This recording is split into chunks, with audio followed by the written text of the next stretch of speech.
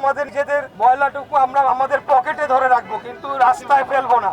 এই ঢাকা শহরে এখন নোংরা ময়লা আবর্জনা চারদিকে ছেয়ে গিয়েছে।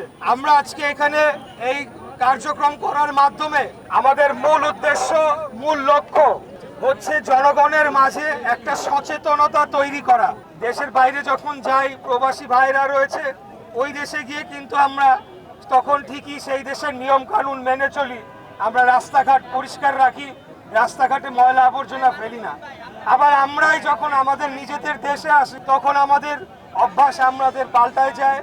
আমার নিজেরও হয়, আমার নিজেরও বহুবার হয়েছে, মনের অজান্তেই আমি হাতের ময়লাটা, হাতের টিস্যুটা, হাতের প্লাস্টিকের প্যাকেটটা রাস্তার উপর ফেলে দিয়েছি, ড্রেনের উপর ফেলে দিয়েছি।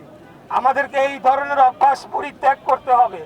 আমাদেরকে নির্দিষ্ট স্থানে ময়লা আবর্জনা এগুলা ফেলার জন্য আমাদেরকে সবসময় সতর্ক থাকতে হবে।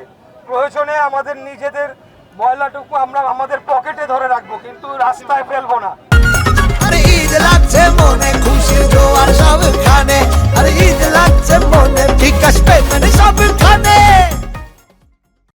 সেটার জন্য আমাদের দীর্ঘমেয়াদে বর্জ্য ব্যবস্থাপনায় একটা পরিবর্তন আনারও প্রয়োজন রয়েছে বলে আমি মনে করি। সেজন্য আমাদের সরকারকেও আগামী দিনে উদ্যোগী ভূমিকা নিতে হবে এবং আমরা নিব ইনশাআল্লাহ।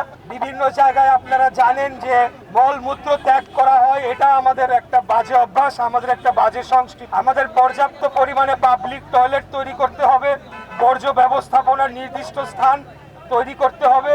সেটার জন্য আগামী দিনে সিটি কর্পোরেশন সহ সংশ্লিষ্ট সকল কর্তৃপক্ষকে উদ্যোগী ভূমিকা নেওয়ার জন্য আমরা প্রয়োজনীয়ভাবে আমরা দিক নির্দেশনা দেব ইনশাআল্লাহ।